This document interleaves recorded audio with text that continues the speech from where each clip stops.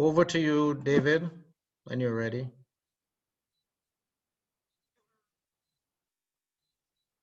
To welcome each one of you to yet another episode of Real Talk, Building Shatterproof Families. We thank all those of you who have kept following us and who have supported by joining us. We thank you for your input over the last few weeks, in fact, months, and we anticipate your continued support and participation as we engage in yet another discussion. So tonight, before we launch into our topic, let me just say to you, at any point in this program, you can let us know you're here by using any of the icons beneath. You have the reaction icons down at the bottom. You might want to do a thumbs up, like you're seeing on my screen. If you agree with something that is shared, you can do that.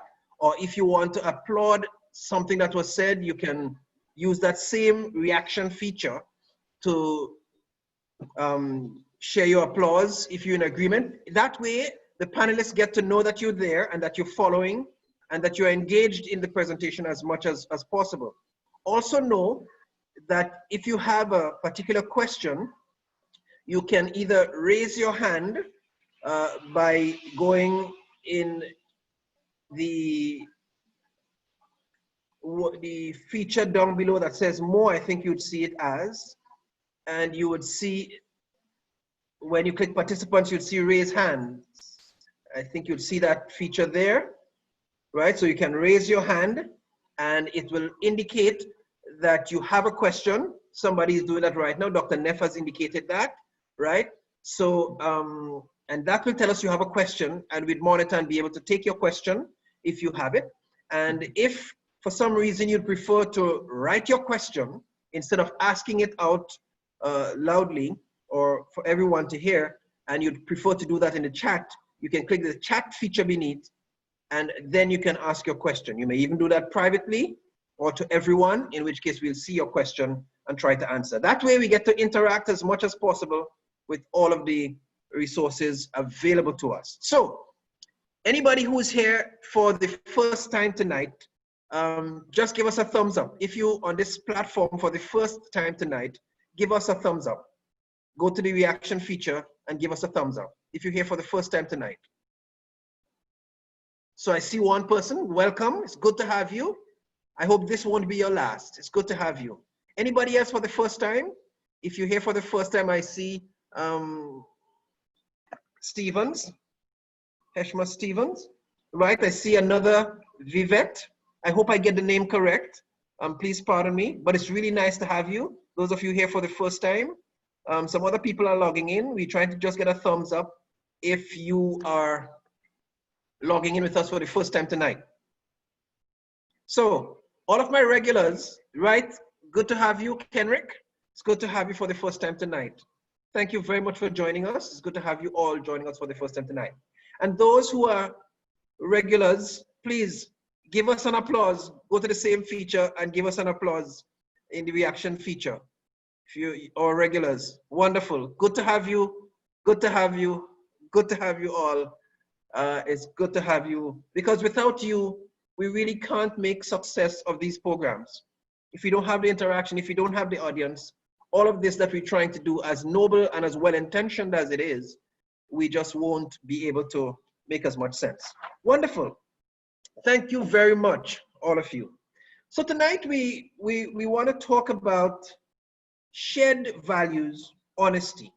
And usually when people talk about shared values, we're talking about a set of beliefs or principles that a group of individuals agree upon as important, as guiding in companies and organizations. You hear them talk about core values. And usually it's supposed to be that set of principles, guides that the whole organization would subscribe to. And even people that come in for the first time, they are brought in, or the company tries to make sure they buy into those values and those principles, and they become part of the shared values of the institution, of the organization. So tonight we want to talk shared values, honesty. On our panel tonight, we have, and let me, even before I introduce the rest of the panelists, we were supposed to have as one of our panelists, Dr. Sasha Sutherland. Unfortunately, she has had a death in her family. One of her sisters passed. And when I spoke with her yesterday, she was quite willing to be with us on the panel tonight, but she unfortunately cannot be with us. So, because she has all of these things to deal with at the moment, and she may not be in the best state, we pray that God gives her the grace and the strength to manage and to cope in a time like this. It's always difficult, and we could never tell how difficult it is for her. So God's blessings on her as she copes. But tonight, though, we are fortunate to have two other very distinguished panelists, and we want to acknowledge Mrs. Cheryl King-Henry. Mrs. Cheryl King-Henry is the wife of host pastor to these discussions, pastor of Faith Tabernacle, Reverend Anthony Henry. Just say goodnight to us, Cheryl. Where are you? And show your face. You're one of our distinguished panelists tonight.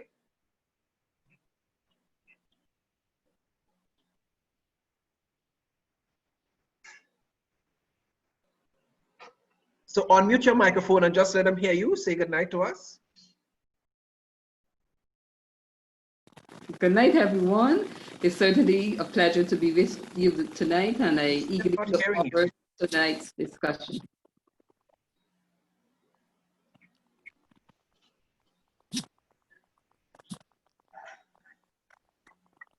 Right. Everybody was hearing Cheryl? Are you right. hearing? Yes, I'm hearing you now. Okay, great. Wonderful. So welcome. We also have with us Pastor Joseph Griffith. He is pastor of the Caribbean Evangelical Fellowship in Barbados. Pastor Joseph Griffith, please greet us tonight. It's good to have you on our panel. Good evening, brother. Good evening, everyone. It's excited to be here. I don't know how distinguished I am. Just like you, we're all Christians, so we're all distinguished together. Hope we have an excited evening. God bless you. Quite rightly so. You've answered well, so you're all very distinguished, but we have two distinguished ones in the panel. So it's great.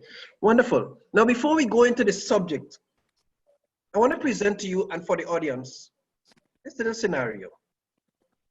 So here is this, there's an accident in which a young man, a vehicular accident, a young man is critically injured, gets to the hospital, and this young man succumbs to injury at the hospital. The pastor visits, and he's actually there when he takes his last breath under the medical care and all of that. His mother, the boy's mother, the boy who died, the young man who died, his mother is suffering with hypertension and has a heart condition. She calls the pastor and asks, how is he doing? Is he going to make it? And the pastor says, he will be all right. He'll be all right. Is that honesty? What do you think of that? Let me just hear one person from the audience. Is that honesty? I suppose the pastor might be thinking, concern for the heart condition. So he says, he will be all right. Your son will be all right. What do you think of that in relation to honesty? Any one of our participants? You could unmute your mic and just tell us what you think of that. Is that honesty? Can you repeat that? Right. So I'll gladly repeat. So a mother has a son. That mother has heart conditions, and she has high blood pressure.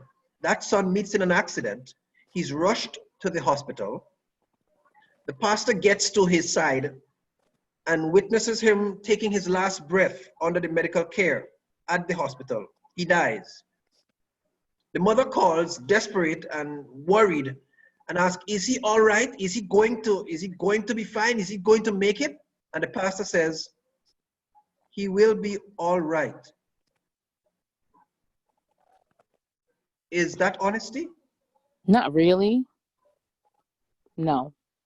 You don't think so? I mean, I guess him saying it like he'll be all right in death because he's gone.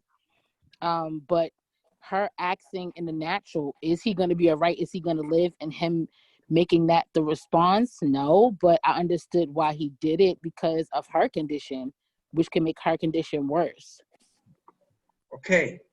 Thank you very much for that. Anybody else? One more person before we get into the meat of the matter.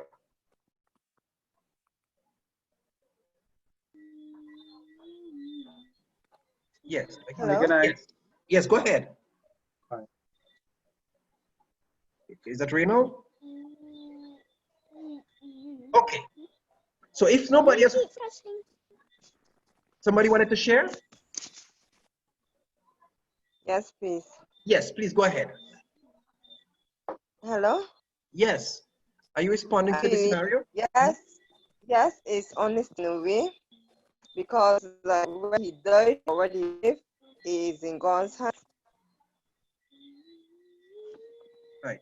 When he dies, he's in God's hands. So he's honest in a way, because he might be all right. He'll be in a better place, hopefully. All right. Well, all of these ideas and more will be touched tonight by the panelists as we delve into the issue of honesty. Thank you very much for your sharing. From time to time tonight, we are going to check in with you to get questions and responses. I encourage you, if you're not speaking, please mute your microphones so that we have less feedback from your background noises. So mute your microphones, except you are going to make an audible contribution to the program. Thank you much. So at this point, I turn to the panelists. Talk to us, panelists. What really would you say is honesty? Pastor Griffith, talk to us about that. Honesty, what is that? Introduce us to that concept. I will try.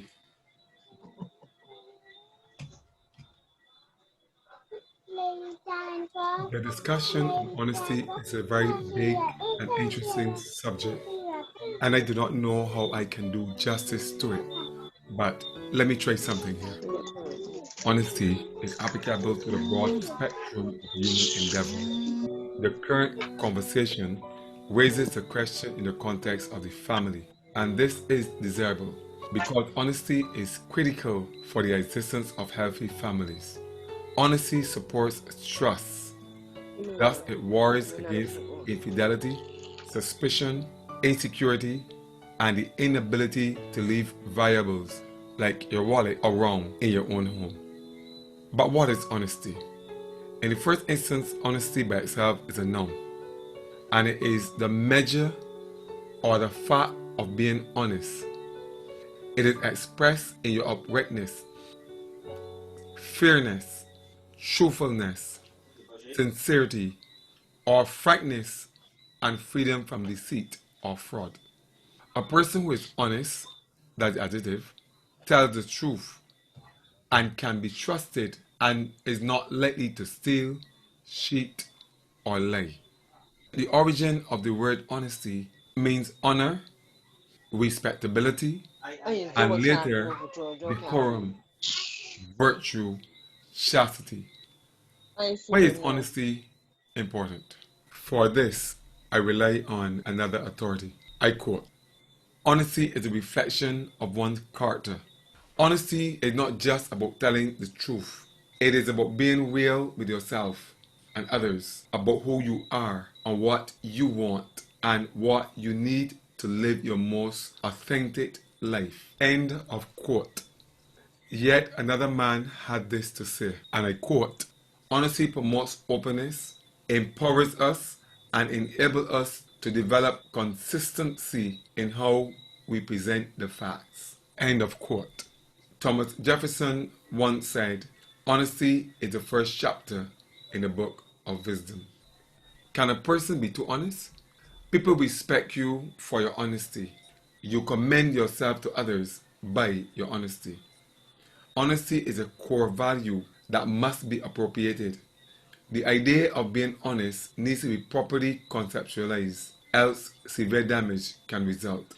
The first step to being honest starts with being honest with yourself, which for many people is not an easy thing to do.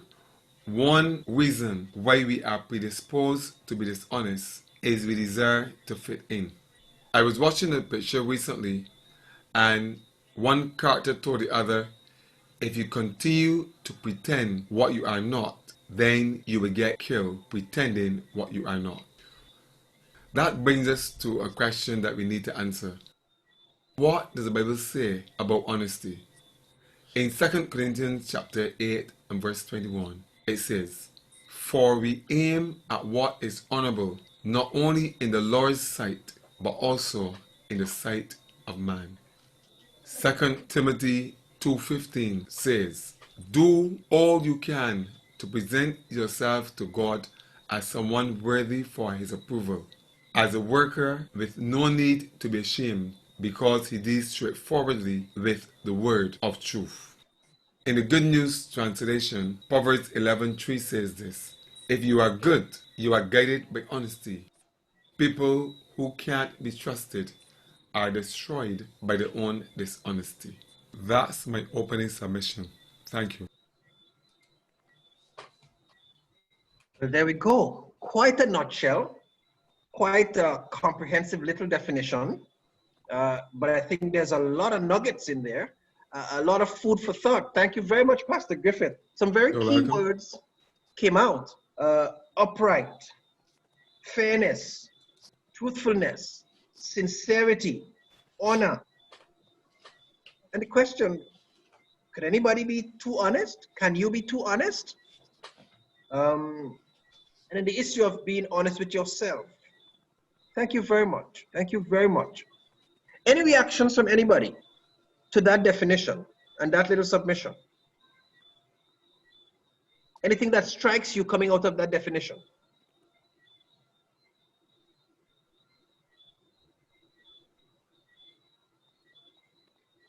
Okay, so we move straight along because we have other things to share. So I want you to pop up as, okay, somebody wants to go, yes. Yeah, good night, everyone. Ronald here again. What struck me in the illustration that he just gave in the two scripture verses, one mentioned that you should try to be. So in both of them doesn't give a conclusive fact that you ought to be that you ought to be honest. It shows you striving to be. So what it says to me is that there are times that we would fall short and that God would understand. So if it is, he probably repeat the verses, you'd understand where I'm going with it. So it doesn't conclusively say or demand that you ought to be honest or that you can't, that it would be possible to be honest at all times. Now, I will let you to understand that those are only two verses out of a huge Bible, and you certainly cannot make a doctrine from 2 verses like that. Okay. So the conclusiveness, I don't know how it applies. I can readily agree with you that, to be honest, require effort. And since it's effort, it means that we don't seem to be naturally honest, but it calls for effort. If you're saying that, I can support you. Okay. Well, that basically is what I'm trying to say. That, you know, effort should be put into being honest. You know, and there's another scripture verse that I don't know where you find it, where in terms of being, you know, or being at peace with all men. As You far know, as possible, be at peace yeah, with all men. as much as possible. So I'm going on that premise really. Right. And that one emphasizes the effort. And I think what happens with us in the church is that we believe we get saved and the Holy Spirit does everything else. If that happens, then everything we do wrong, we must blame the Holy Spirit too. Wonderful. Thank you. Thank you very much. Yeah. Thank you. So let me ask, how important is it? Thank you very much for that interaction and Reynald, that question, and Pastor Griffith, your responses. How important is this topic to discuss? Is this a relevant topic in relation to building shatterproof families? Is it worth the time to discuss honesty as a shared value? I see some thumbs up going there. Thank you. I see some thumbs up. Yeah, so it is a worthwhile topic to discuss. A lot of them, the thumbs up. Thank you very much. We feeling you right there. Anybody wants to tell us why you think that's important? Do you want to share, apart from the thumbs up, if you want to share verbally, why you think it's an important topic to discuss? How important is it? Why it's important?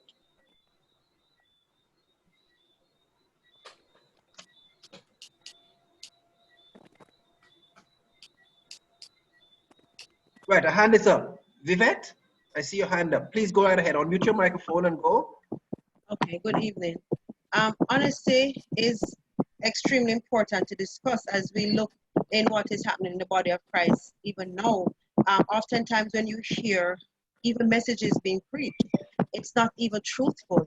It's not even what the Bible says.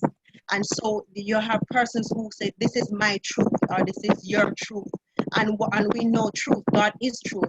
And so it is important as believers that honesty is being preached, the word of God is being preached, the truth of God is being preached, because there are many gospels and many things that are being put forward, which is really not truth. And people need to know what truth is. Yeah. Thank you. Thank you very much. Thank you very much for that input. Somebody on the chat here is putting, we cannot build, Dr. Neff, I think, we cannot build a solid family foundation built on lies, right? Another person is saying, because honesty can make or break a relationship. Right, Daniel Henry. Okay, so obviously you agree it's a very important topic to discuss in the context of families and building shatterproof families. Now, oftentimes when people use the term honesty, there are several other terms that almost seem to be interchangeably used with them. One such term is that of integrity. If I'm not mistaken, I think it came out in Pastor Griffith's sharing at some point. At this point, I'm just going to pose to one of our panelists. Is there any distinction? What is the correlation between honesty and integrity? Talk to us about that. Mrs. Cheryl King, Henry? Gladly. Everybody can hear me, right? Certainly. Okay. All right. Pastor Griffiths just gave us a pretty good definition of honesty. And if I can just quickly sum what he had said, he said that honesty is synonymous with truthfulness. And honesty deals with sincerity and frankness. But the demands of integrity, and going into integrity now, the demands of integrity are much more rigorous than those of honesty. Integrity is adherence to a set of moral and ethical principles. It deals with soundness of moral character. It encompasses honesty, but it goes a step further in demanding thought and reflection. The Wikipedia page about integrity defines integrity this way. It is the concept of consistency of action, of values, of principles and outcomes, so that integrity in simplicity can be regarded as the opposite of hypocrisy. And we all know what a hypocrite is, right? It is someone that says one thing and does something entirely different. Integrity deals with the honesty and truthfulness or accuracy of one's actions in relation to what a person has embraced as their belief system or code of moral conduct. Integrity, therefore, regards internal consistency as a virtue.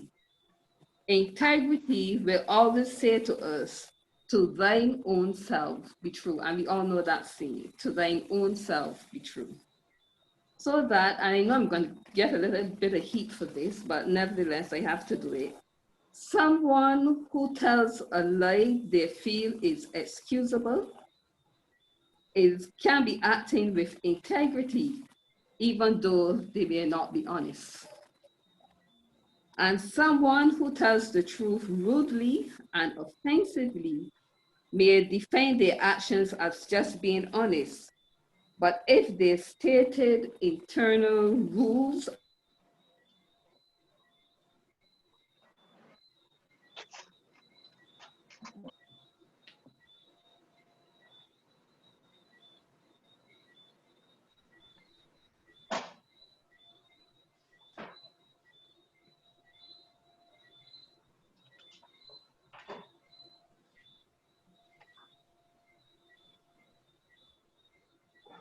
Where'd she go? Yeah, she's probably offline. More likely, I think she's probably lost connection because she's not moving at all. Okay, So right. she's probably offline. So let's hope she gets back in. But she started going on a very interesting line. Once she gets back in, we'll give her the floor again. She's Cheryl? back there. She's Right, not we moved, so she's realized- back there. We realize you lost connection a bit. So I think you're back on. We're seeing you moving, but your mic is still mute. So you were going to tell us that difference between the person who could tell the truth but tell it with an attitude. Somewhere that's where you were. Okay, so I was saying that someone who tells the truth rudely and offensively may defend their actions as just being honest. But if their stated internal rules are to be kind and pleasant, they are not acting with integrity when they honestly hurt people's feelings.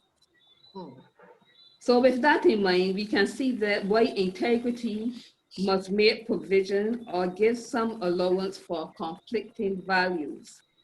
If everyone must be true to themselves and my belief system is not the same as yours, there will of necessity be conflict. And this conflict can only be resolved when one of us either changes our belief or at least account for our discrepancies. And we all know the statement, let us agree to disagree. And that's where we are acknowledging that our value systems are different. And if each of us continue on a same course, we are not going to make too much progress.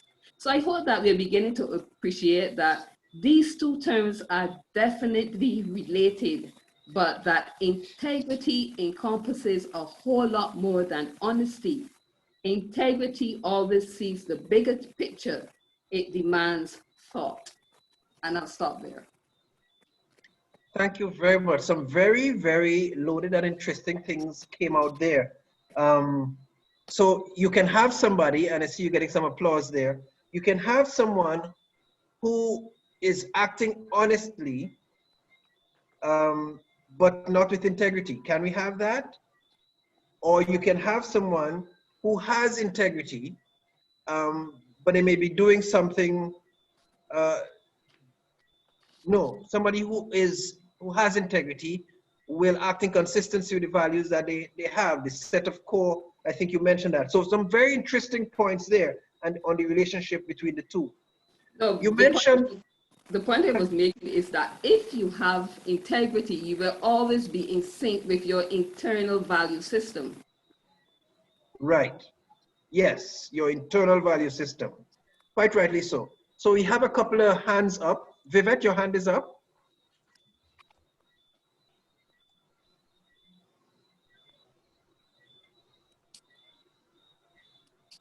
Okay. That must Vivette? have been from before. I'm sorry, no, but my hand is. Okay. So the Henrys have their hands up. So please go ahead, unmute your microphone and the floor is yours. Hi, good night. So my husband and I are having this big discussion here on honesty. And I am saying to him that, you know, someone can say something that is not true, but without the intention of being deceitful. And he's telling me that's not possible.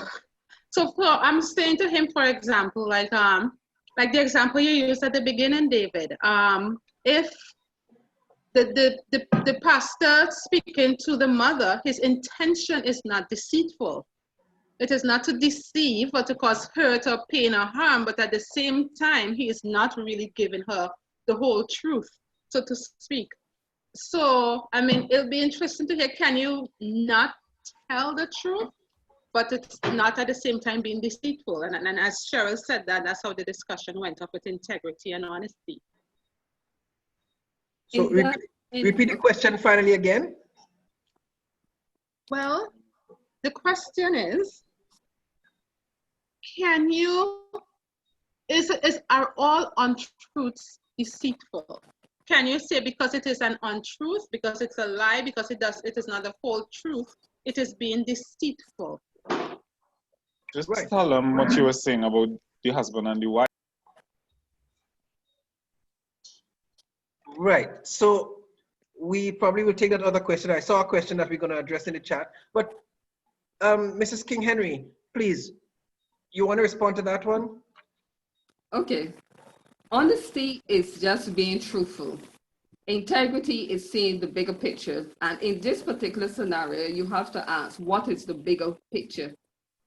And if the intent is not to deceive, but perhaps it is to assist or to enable that person perhaps to be able to deal with the information a little further along. If your internal value system is one way it says to you, you know what, it is better to look after the needs of this person. You must be kind to this person until they can manage. If that is your internal value system, then you're not being dishonest, because your action is not intended to deceive, but it is more intended to assist until the person is able to handle the complete truth, if I can put it that way. You are not being dishonest. All you're doing is helping the person to manage the information. You're helping the person to manage the situation, to even, I would even dare say, to manage the truth until they can deal with the entire truth. So somebody put in the chat, before Pastor Griffith, think of your response, because I want you to chime in there. But somebody put, and I think it fits to your response, perhaps the pastor needed to give the information in person to manage the potential physical harm, as opposed to withholding the truth. Probably should have given, I hope that's what I gathered from, and hope I was correct in gathering that from the statement.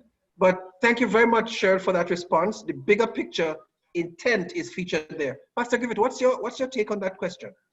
I don't differ much with the idea of intent. The Bible already established that God judges us according to our intent, and we've been told to judge not according to appearance, but judge a righteous judgment.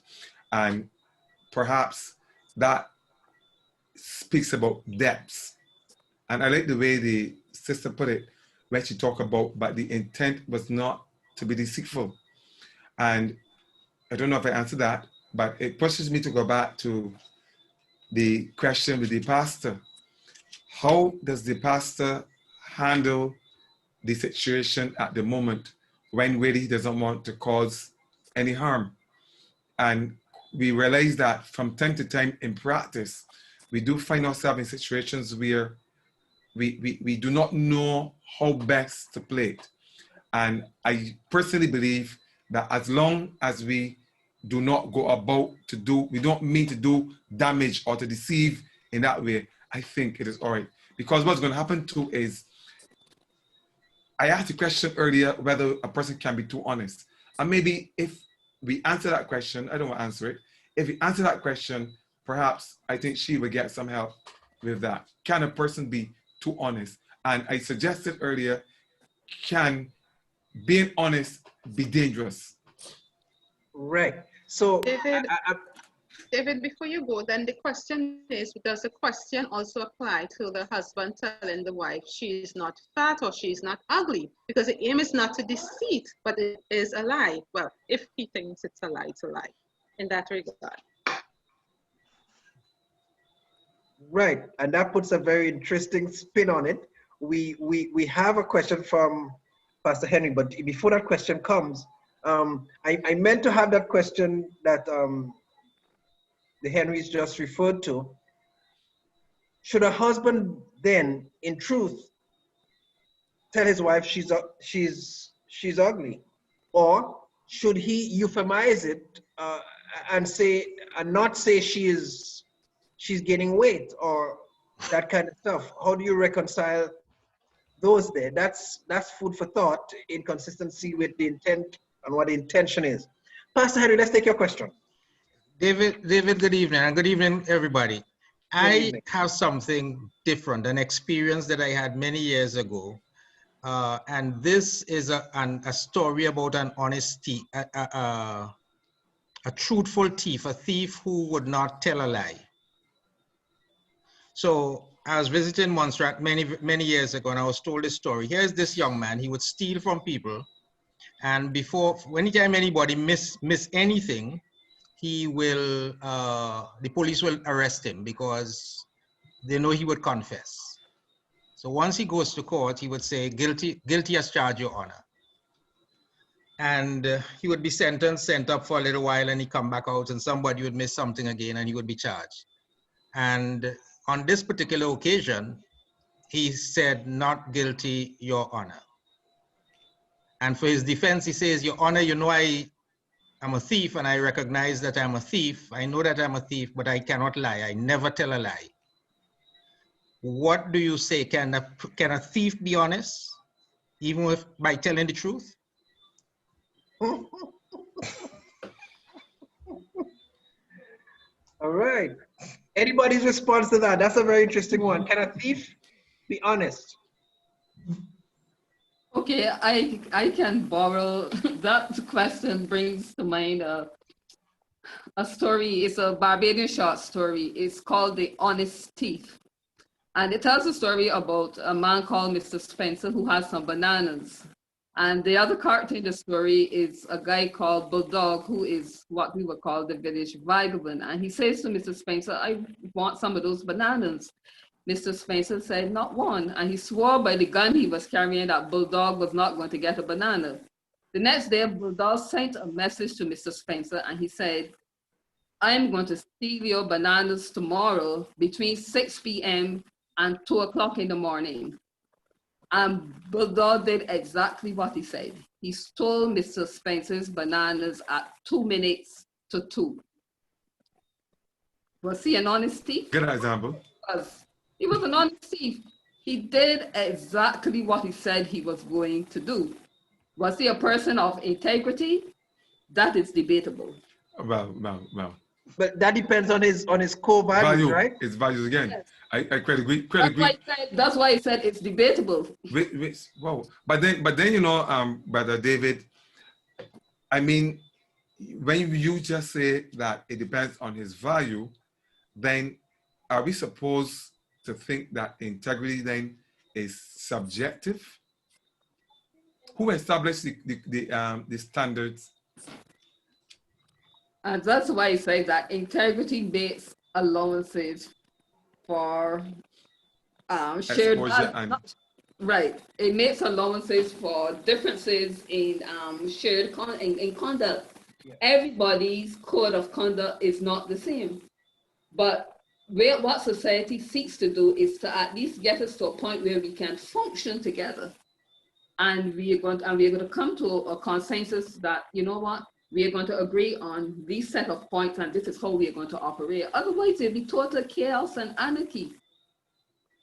Correct. So yes, I would say that it is very subjective.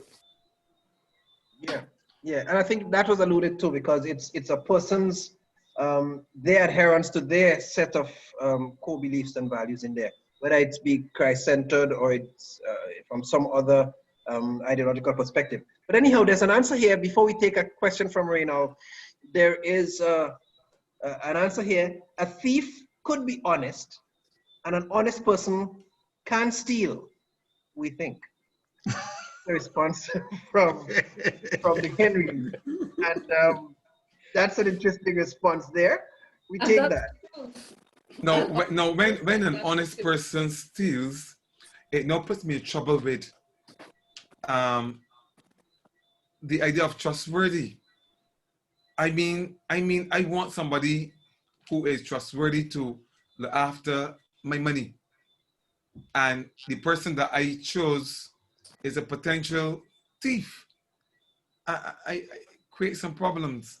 But Pastor Griffith, what I think I gather from that is that as much as you aspire to be a man of God, you probably do have within you somewhere the potential to steal.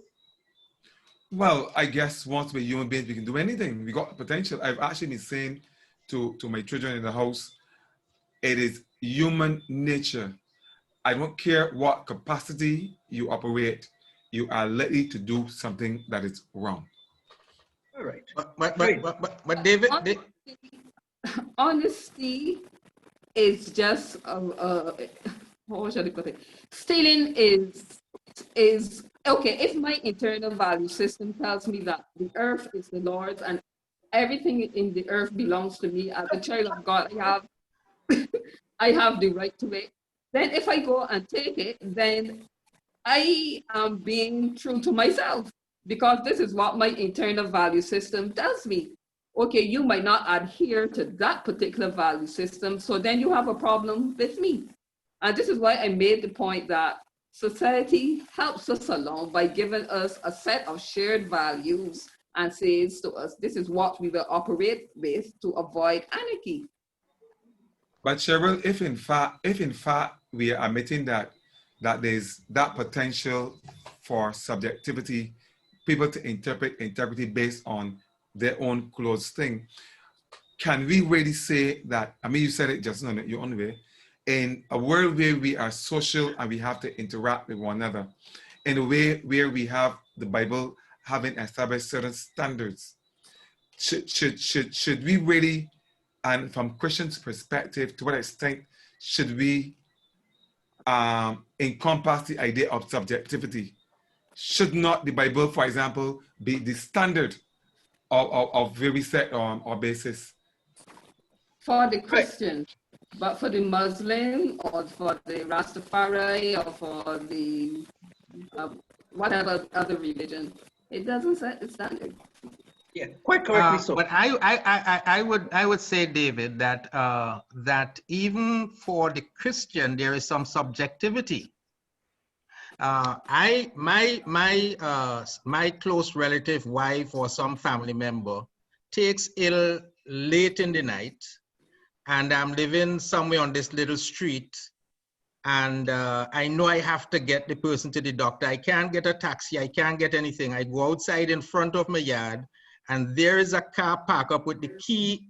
Somebody forgot the key in the car. I am going to steal the car and take my family to the doctor. All right. Yeah, but I sorry, let me, all right, go ahead. Somebody's response. Yeah, I think we can go back and forth, but I'm happy that this is coming out because there are a lot of these variables, and hopefully by the end we're going to pin some of them down a little more tightly.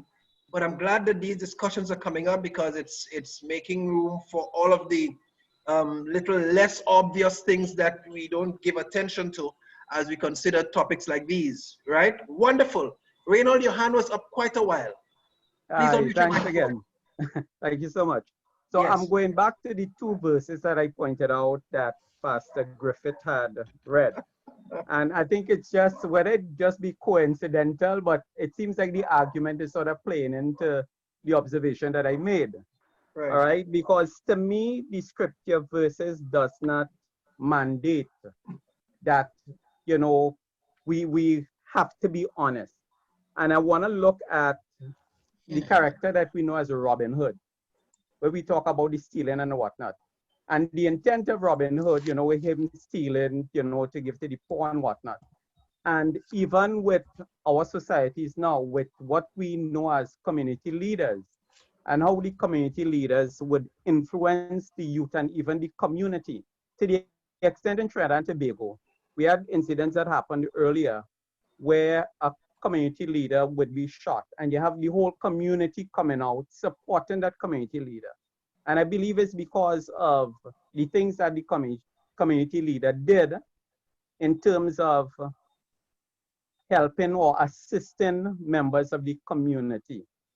So it plays into the argument that we say in here that based on your intent, that you would do something, you help someone, and based on whatever your moral persuasion is, kind of thing, you are probably deemed to be one person or another. So, you know, your views on that. I don't know if I'm exactly answering the question, but if I go back to the book of Romans early, the Bible made it clear that people will be, those with the law will be judged by the law, and those without the law will be judged by conscience. Now, and it also said in the same idea is that if those without the law, in ignorance, follow the law, and they be considered righteous, then what is the argument about whether a person keep the letter of the law when the law is already written in their heart? If I understand that correctly, the whole idea of integrity especially has to do with the core value and what your inner self is in fact telling you. I know we agree it can be subjective, but when you go against that inner rule or code, that is where the sin comes out and the problem comes out. I don't know if I helped there. Right.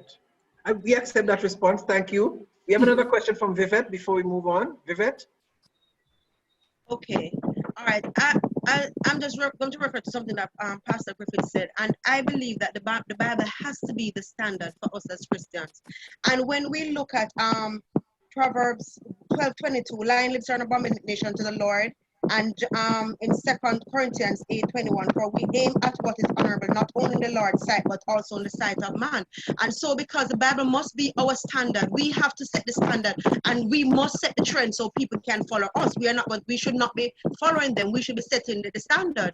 And when we go back into the Old Testament, where Abraham lied that Sarah was his sister because he was fearful. I think it was King Abimelech. I'm not sure if it was Abimelech, but he lied that she was his sister. The truth of the matter is that she was his half sister. But the fact that the Bible said that he lied. So a half lie, a half truth, is a lie.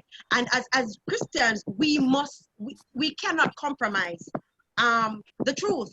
We have to be honest, and we have to speak the truth, even if we are going to be killed for it, even if we are going to lose things. We must stand up for what is right and what is honest, and the Bible has to be our standard.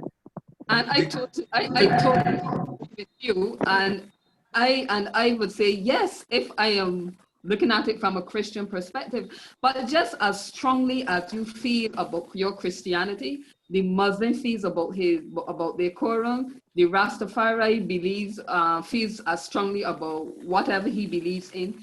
And you have to give, society has to provide a space for each and every one. We have to provide a space for Rastafari, for the Christian. So do not think that you, as a Christian, that you have to set the example and you got to pump other people into accepting what you believe and they have to believe what you believe. That's not right. They have as much right to practice what they believe. There's something called tolerance. They have as much right to practice what they believe as much as you have the right to practice your Christianity. Hold fast to your Christian views, but give the other fellow the same measure of respect to hold to his views. Now, if I may go back to Pastor Henry's illustration with the vehicle and trying to get the person to the doctor, again, we can look at intent there. His intent in taking the car is not to defraud the other person of the car. It was his internal core value was, here's a person that is suffering, let me relieve the suffering. So you cannot call it stealing because it's not intent to defraud, or somebody might even argue it depends on how you define stealing. But from where I sit, it is not stealing because when he takes the person to the doctor, he's going to take out the car and he's going to say, here's your car. But, you know, I really had to need it to use it because there was an urgent need here. You know what that kind of reminds me of? The story of Jesus and the disciples. Now, according to the Sabbath commandment, you were not supposed to pick bread on the Sabbath. That was the law. But there was a greater need. They were hungry. So Jesus said, pick the corn and eat the corn. So again, it always goes back to intent. What is your intent? Is it that you're seeking to defraud the other person? And this is where integrity always brings out over honesty. Because always see the big picture. You see, and Vivek, I hope I got Hold right. on a second, Pastor Griffith. We have a few microphones unmuted. Except you sharing, please mute them because we're getting a bit of feedback and we want to make sure we minimize that. Thank you very much. Pastor Griffith. Yeah, Sister Vivek, is it right? Pronounced right? Yeah. I was tempted to ask you, so can you remind me where the Bible says that Abraham either confessed his sins or God charged him for his sins? No, what I was saying is that what Abraham did, he lied. He lied that Sarah was his sister, but in essence she was his half sister, but she was not operated as his sister. She was his wife, and so because of fear, he lied to save his life, you know. But God did not allow the king to sleep with her or anything like that. But the fact is that he lied. But what I'm saying is that because he lied, does that mean that we are supposed to lie? No, we are not supposed to lie because the Bible has to be our standard. And as Lenovo, right? And what I was saying is that yes, Muslims have their standard, and the Rastafarians have their standard and all that. And it's not that we are imposing on anyone, but we have to live a life that is true. We have to live a life that is honest. We have to live a life that is pleasing to God. So they may want us to do something, and it is not right. You know, right. Here in Jamaica, when you go to the depot to license, you get your vehicle license or get it passed. And I was sharing the other day, and I was telling some people that you have persons who they will pay somebody, they palm somebody hand, pay somebody to just take their vehicle and get it passed without even and I said, as a Christian, we ought not to do that because that is dishonest. So we need to take our vehicle to the depot, or have the person take it there and go through the process. So we can't be palming somebody's hand for some favor to be done, because that is dishonest. And that is why I'm saying that we have to ensure that we set the standard that people will see us and see truth in us and see honesty in us. We are not imposing ourselves on anyone, but because everybody has their own thing, their own religion and all that. But we have to set the standard so that people can know that we are children of God. Right. Thank you very much. Thank you very much. I think. Okay, Pastor Griffith, I'll give you the last say on this because we got to roll. Yes. Yeah, I was just briefly saying that whereas I can agree with some of what our sister is there saying, what I want to emphasize is that the idea of being honest, let me speak to honesty, we got to be careful when we are too hard and fast with it. That's why I asked the question whether one can be too honest. And another question I'm going to leave out there is, when should wisdom be used? And doesn't the Bible ask us to use wisdom? And does it mean that a person come and ask you, I'm back to the example, you know, but there's some questions that people will ask you that it's not wise for you to say, yes, this is so, because it is potentially dangerous. Maybe you're giving information out that should not be given. I pause. Right. So thank you very much. Two comments from the chat that I want to share with you before we move to the next item. One person asked, the Henrys are asking or commenting that omission is also lying. So failure to share can be lying, and I could imagine that could be debatable, but I'm just throwing it out there. And then there's another comment from Pastor Henry. Should we judge another person's intention or intent? Because intent was put forward as a very important factor for consideration in relation to honesty. And are we in a position to judge somebody's intent? Just putting that out there. We got to move because we have two other important little elements on this discussion before we wrap. So there's the issue of vertical and horizontal honesty. Vertical as in man to God, the up-down relationship, and horizontal as in man to man, you to your fellow man or fellow woman. How are we doing with that? Is there a necessity to ensure, is there a relationship between the vertical and the horizontal? Are they correlated? Talk to us about that. What are your views about the vertical and the horizontal honesty? Sometimes there are some of us, we claim honesty in one way and somehow it doesn't show the other way. How does that work out? Your comments, anybody? Who wants to go first? Vertical versus horizontal honesty. I'll probably leave the panelists for a little bit after. So let's hear from you in the audience. Vertical versus the horizontal honesty. In other words, God-man honesty and man-man, man-fellow-man honesty. Is there a relationship between those two?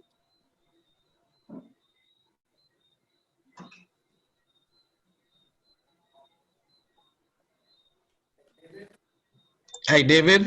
Yes, Pastor Henry. I would like to think just a little differently. I would like to think that when I think of God, being honest, I would like to think of honesty with me, because I think that is where God is, with me.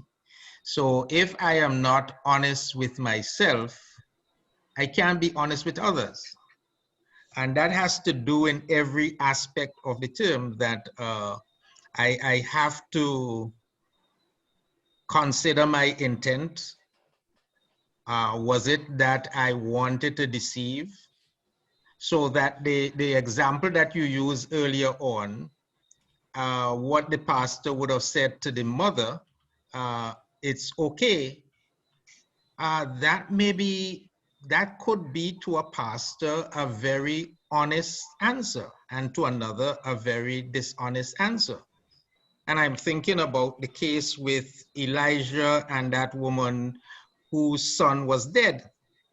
And when she went to meet with Elijah, the servant asked, is everything okay? And she said, the son was dead. And she said, yes, it's well, everything is all right. But the son was dead. She was honest.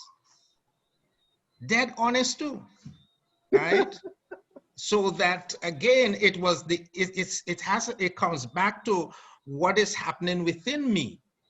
So if I as the pastor can say it is well, and knowing fully well, if that is what I'm thinking that is, you know, things are going to be all right with the boy.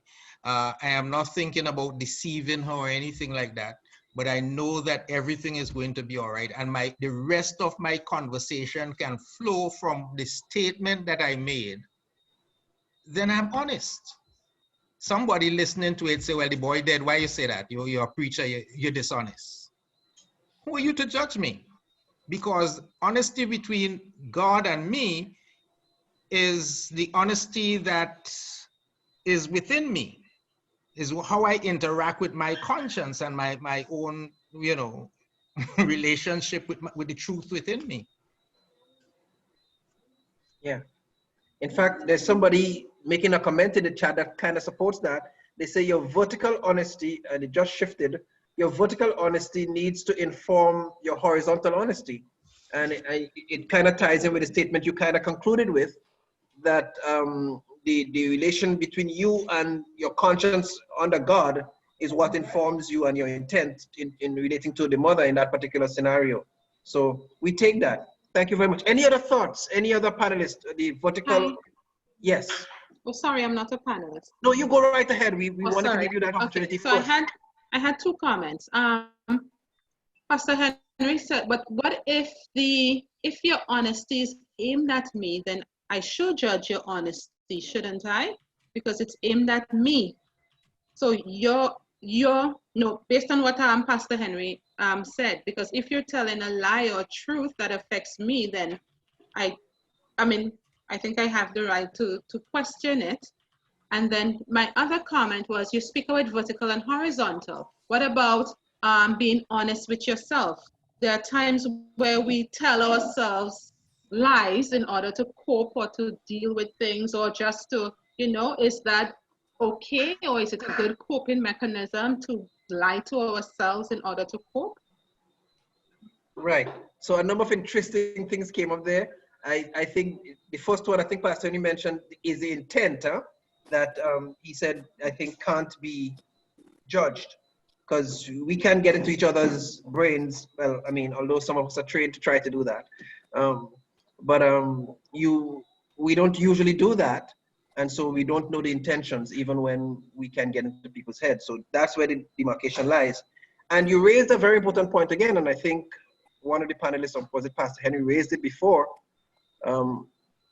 that self, you can't talk about honesty elsewhere if there's no honesty with self. And I gathered from one of the other earlier presenters that critical to having that vertical relationship is ensuring that it exists with self first.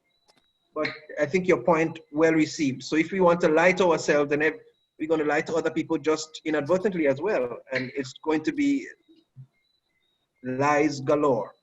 Any other comments on the vertical horizontal relationship? Somebody else is going to speak.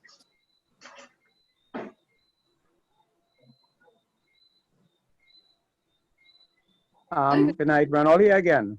Yes. I want to support Sister Bevon in what she says, because I am thinking, if it is, although, you're looking at the vertical, where your intent with God, or you feel to yourself that what you're doing is right, but then what you say to me, I perceive it to be a lie, and how it affects me, affects my relationship with you, in terms of how I see you, whether you were dishonest or you lied to me in a situation like that.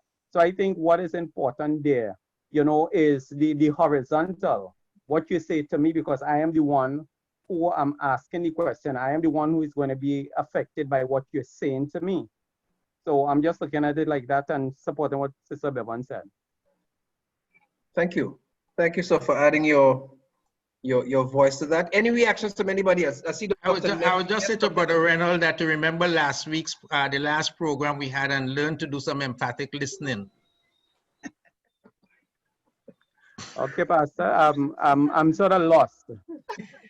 Yeah, so when somebody says something to you, don't just jump to a conclusion and judge what they say based on the frame of reference in your mind. Rather seek to investigate to make sure you fully understand what they're saying.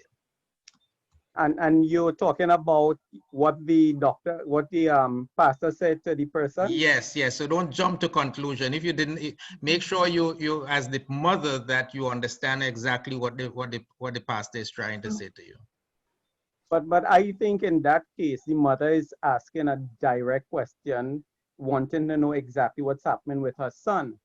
And if what is being said by the pastor is that your son is all right, where in true and in fact, the son is dead, I think that is something that, would cast aspersions as to what the pastor is saying to the mother in relation to a direct question that she's asking. And how it affects her, I think, it could be interpreted. Yeah, the pastor would have had to take that into consideration before giving the answer. And so the answer given would be one that would have been considered. And so if he thought that that was the best answer and his honest answer, then that's the answer for the moment. Yeah, but that could just be to suit whatever the pastor feels at the time. But how does it affect? Don't judge the pastor. That's Okay, the horizontal part. That's between him and God. Don't judge that part. The intention. Okay. All right. Thank you very much, though, for that spirited interaction. We're coming just now to a couple of comments in the chat. But Dr. Neff, you have your hand up. Yeah, I wanted to just add this with regard to vertical and horizontal. God told Abraham to take his son and sacrifice him on the mountain, right? They had that conversation. So Abraham takes his son Isaac to the mountain to sacrifice him, and Isaac says in Genesis 22:7, and I see the fire and the wood, but where's the sacrifice? Where's the lamb? Abraham says to his son, God himself will provide the lamb for the burnt offering. That's a horizontal discussion, right? Abraham knew what God asked him to do. Exactly. God didn't tell him otherwise. He said, take your son and sacrifice him. But Abraham could not tell his son, you are the sacrifice. He did not know what God's intent was for him, but he followed. I yield back to you. But did he lie? No, he did not. He did not lie. He did not lie. Dr. Neff, oftentimes in our church circles, we preach that and we talk about it quite affirmingly, as to how wisely Abraham answered and how good a provider God is. But that was not Abraham's knowledge at the time. He just needed to cushion Isaac from the brunt of what God had told him, and his intentions were no doubt good. But anyhow, but he did not lie. But he did not lie because God did provide. That's right, but he didn't know that at the time. No, but even if the lamb was Isaac, God provided Isaac. Well, quite rightly. You're quite right. So on truth.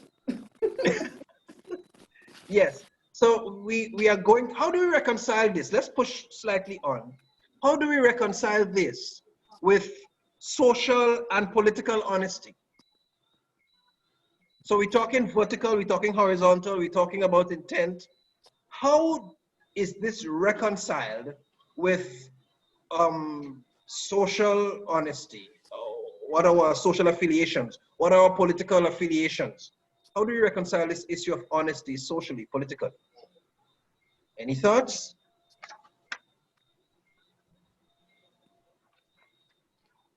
Whenever we come back to it, like I say, I'm saying it is not all black and white. And based on, you may be a member of the cabinet and something came out that the cabinet had to decide that was private to the cabinet, that is not supposed to be shared to the outsiders. What does the Christian minister in there do? Do we, in being honest, keep on opening our mouth and releasing everything? Up front, I ask the question, can we be too honest, and sometimes can honesty not cause trouble? And what does a person do? How does the person exercise wisdom not to be unwise? How do we manage that? That is the real issue. Balancing it. How do we deal with it? Yep. So that's the question. It's a balancing act. Wisdom, how much do I share? How much is going to be helpful? At what point is it going to become detrimental? I mean, in economics, they talk about diminishing returns. After a certain point, you get less return on everything else that you submit. And you wonder, what is that point in terms of disclosure? And it has to be carefully worked out and balanced. Nice submission, Pastor Griffith. Anybody else? But one way around that too is that you can honestly say, okay, I hear your question, but I cannot give you a response now, or I cannot respond because this is an internal matter and it will be dealt with by somebody else at a later time. But even though you might have the answer, you just honestly say to the person, I cannot give you a response at this time. Right.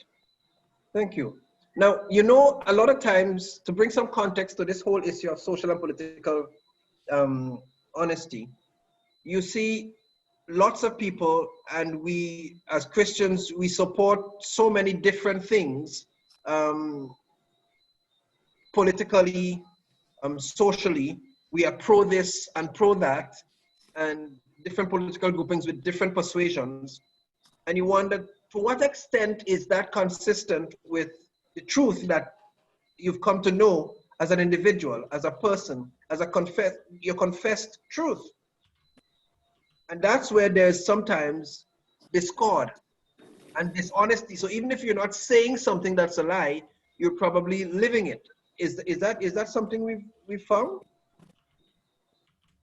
But we even get this happening even within our churches. Sometimes we sit on church boards and the decision comes out of the church board that we don't agree with, but then we have consensus as a board and we support whatever decision the board has agreed on, even though it might not be your personal preference. And I don't think that that is being deceitful or hypocritical. You're recognizing that, you know, there's certain rules that govern organizations and your membership in particular boards or organizations, and you're respecting that and you're being true to that. And that is different from, you know, not being, not adhering to your internal core values. But you're just, all you're doing is respecting the rules that govern your membership in a particular board or group or organization. Right. Hopefully that does not go in non-alignment with what your inner and core values are. Right. That's why I said you're not disrespecting your inner core values, but you're just dealing with membership of. Okay. Wonderful. Wonderful. Any other thoughts? Some very interesting comments are being posted in the chat. There's a question that asks, so does that mean that the declaration in Joel 3:10, is it a lie? And I had to look that verse up when it speaks to let the weak, it concludes by saying, let the weak say I am strong. That was by Khadijah. Is that a lie? If the weak declares that I'm strong? That's horizontal, that is a vertical relationship. That's a vertical relationship. Yeah, because it's only in that ground that it can be said, right? Right, and somebody said, disclosing is above my pay grade. I mean, right, Khadijah is giving us a thumbs up there. Wisdom is truly important, one person says. That's Zoana, and that's shifting again because we have quite a bit of life happening there on the chat, so it's probably a little difficult for me to hold up on. But let me get to this part because I see our time is running pretty quickly, coming up to 9 o'clock as we're having good fun on this topic. But hear me, I think the challenge for us, whether we like it or not, is that there are some very extremely difficult situations that, as Pastor Joseph referred to, requires a lot of wisdom. It requires wisdom to treat with. The scenario we started with points to one such. And we talked a lot about different things coming all the way through. The Henrys raised some beautiful questions about a husband and a wife, and how honestly do you share your concern for the weight gain, or for this or for that.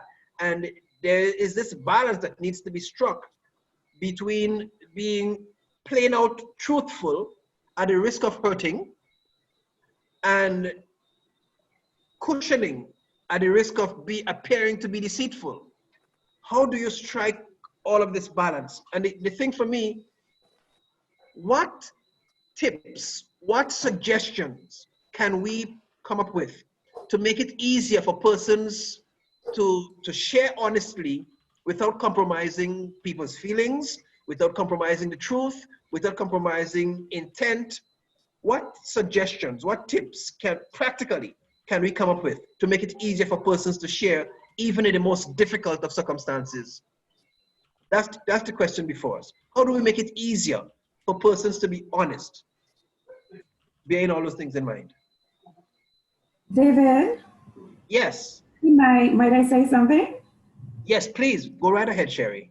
Okay. For me, it is all about how you say it. So how you say is very important. You can tell your wife that if she's getting fat, you can tell her, well, hon, I see you getting, you're putting on a little weight here, but we can work out together or something like that. You may not even have to wait until she asks you the question. You may say, you know what, let's work out together. Sometimes there are ways to go around it, and it's mostly how you approach the person. And then you have to know who you're telling it to. So if you know that the person is highly irritable or, always in their emotions, then you have to sit down and really consider how you're going to bring it over to them. But I had a question earlier, David. Sure. Somewhere along the line of Pastor Griffith, I heard someone saying about Pastor Griffith, I apologize if it wasn't you, not disclosing the full truth. And to me, that's lying by omission. But I didn't get to raise my hand. I couldn't find the icon for raising my hand. So could someone clarify that for me? The question of the total truth.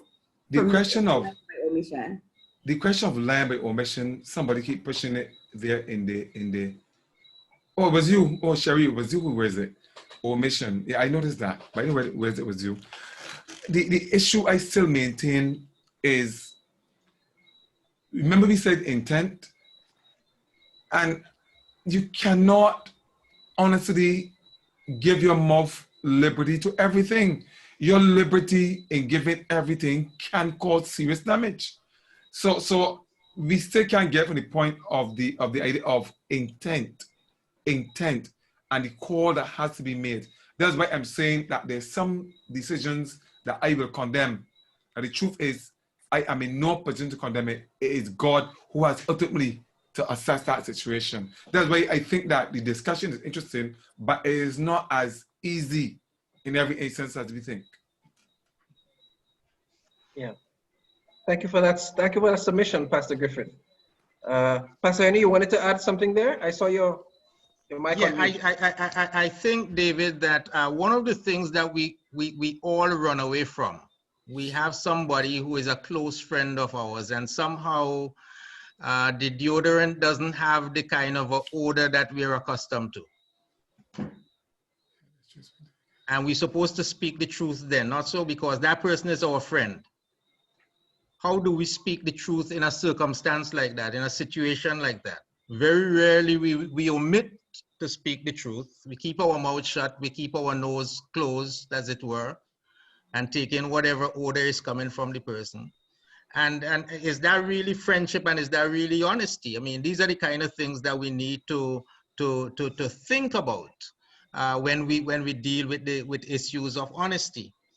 Right? What will be the end result? This person is supposed to be our friend, and you know, somebody may go to somebody who is not a friend and with that embarrassing odor, but we're not going to say anything about it because we feel that we would offend. So there are times when we think that we would offend, but we need to speak the truth.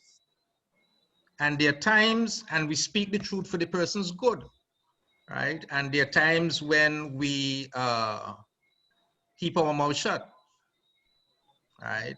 I have come to accustom to that. My shirt never matches my pants, and I hear that all the time. The tie never matches right, and there's no, there's no mincing of words to say that I can't dress, and I hear it all the time. So I have to live with that.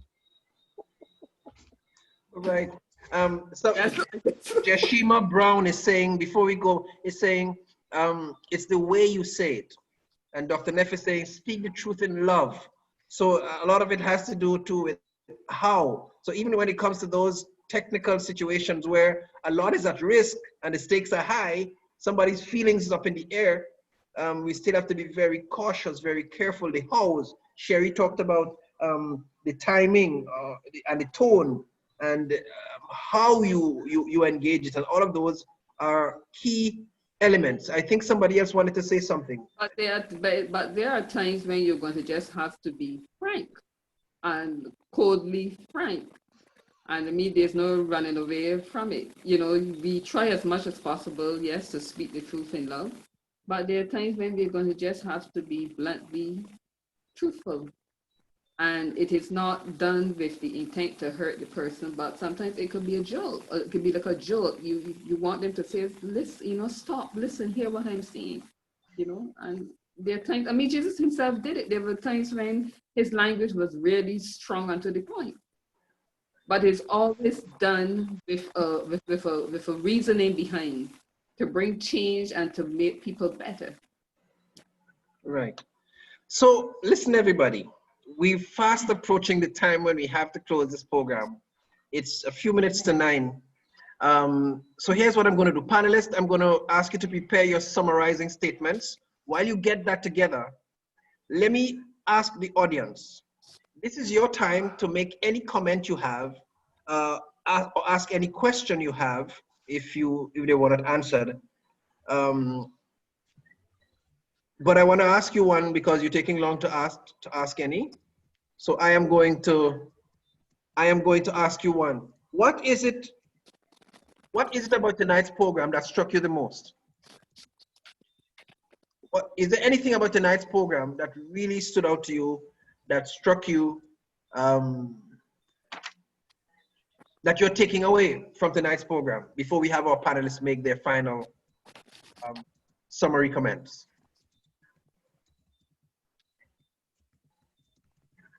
You can unmute your microphone and share with us at this point. The intention behind lying is important. I don't like it.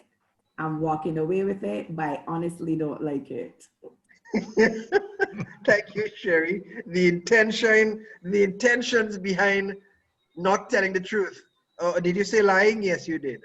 The intention behind lying, she's walking away with that. She doesn't like it, but she's walking away with it. Well, mull it over, and you might find a way to reframe it, repackage it, and leave it a more refined thesis, right? Wonderful. Who's next? Henry. I agree with Sherry. That's what I'm taking away too, because like the pastors say, that sometimes we like to judge people based on what they say, what they leave out, what they didn't do, how much they hurt us. And it really is up to God to judge, because truly only God knows the intent of the person, and we ought to take things as they are sometimes. Yes, thank you.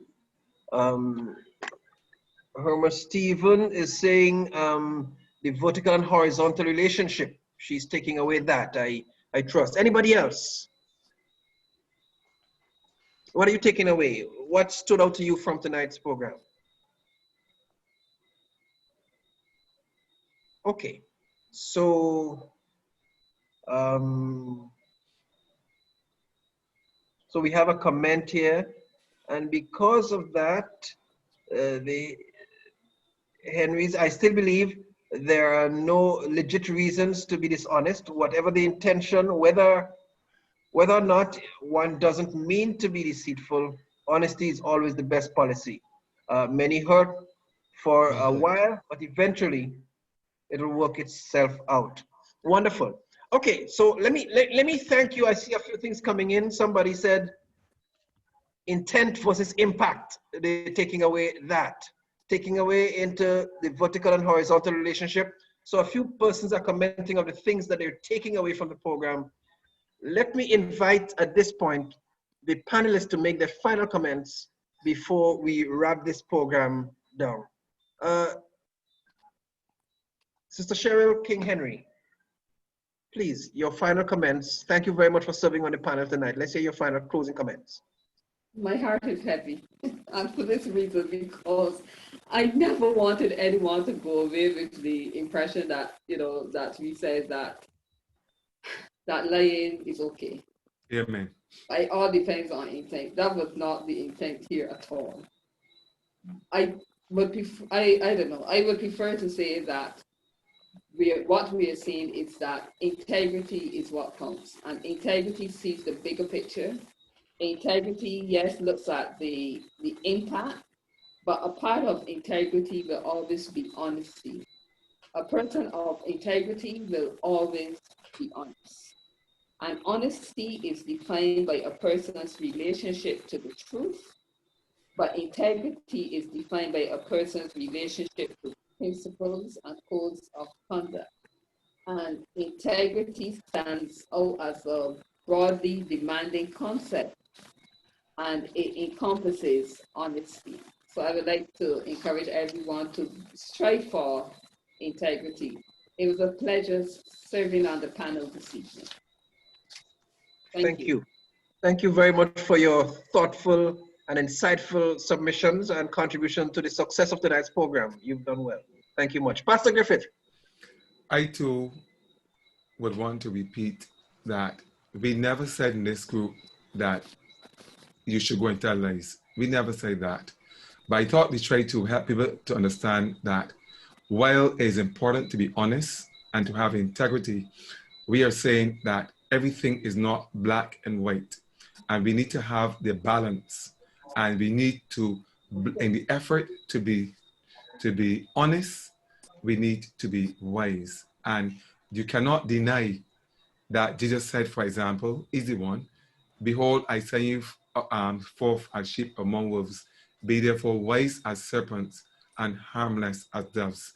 We can try to be honest, but in our effort, we can be so unwise, we can do more damage than we think. I'd rather stop right there.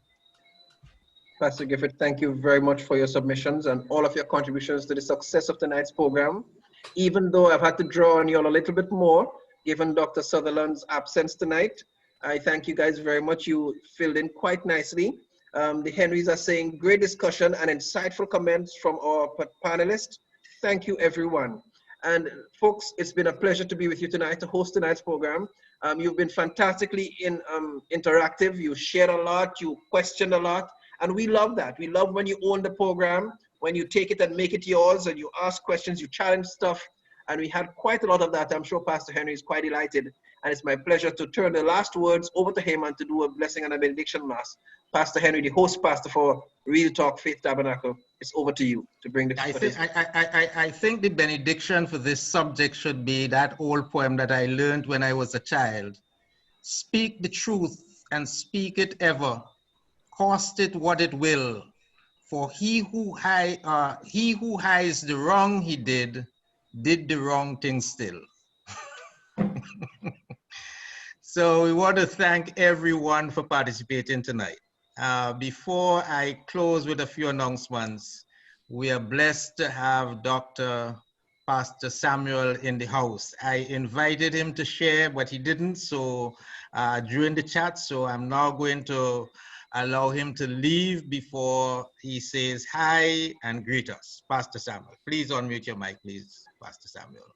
I'm so sorry, I didn't hear you. I walked away to take care of something. Two other persons came in the office and I had to go and attend to those things, so I would have missed.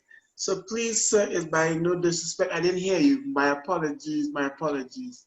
But I've been listening back and forth and so intrigued and encouraged by what was shared and the various comments. I was so impressed with my dear sister Sharon, yes, and their Pastor Joseph. So I really, and David, of course, And I'm encouraged by what I'm hearing, and I know that we'll be better people as a result of what was discussed this evening. Ah, bless God. All right.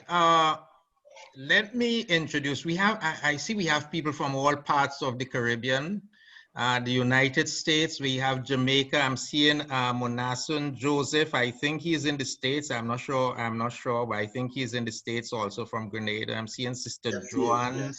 Mathlin, and a number of others that are from overseas. But joining us for the first time is Miss Charlene Wheeler Henry, another product of Faith Tabernacle. Had the privilege of pastoring her when she was a very young woman. Is married to a pastor and is pastoring in Canada. She is a psychotherapist by profession and will be sharing with us on our panel next 2 weeks. So Charlene, just say hi and greet the brethren. And it's really nice seeing you and having you. Hi, it's a privilege to be here, and it's an honor, and I really enjoyed the discussion, and I'm looking forward to the next meeting on the 29th. Amen. Great. Amen. Dr. Neff, as usual, thank you. One of our one of our key members on the team, and Sherry. She was somewhere there asking a number of questions just now. Participated on the panel some time ago. Pleasure having you. For announcements, September is our family month at Faith Tabernacle. And so every night this week from 7:30, we are meeting on this same Zoom meeting ID for some form of discussion. Tomorrow night, Dr. Samuel will be sharing with us on maintaining a song mind. And so plan to be with us tomorrow evening if you can make it. On Thursday night, we'll be having, tomorrow is Wednesday, Thursday night, we'll be having a lecture on your change in profession. HR specialist will be with us to talk to us about, you know, we understand with COVID, the job markets is becoming a bit different. Some people are losing the job, retraining and what have you and so on. So she'll be here to minister to us on Thursday night. Friday night is an open session. We just open the mics to all the families and we talk basically on the subject of having a family mission statement or to that effect, all right?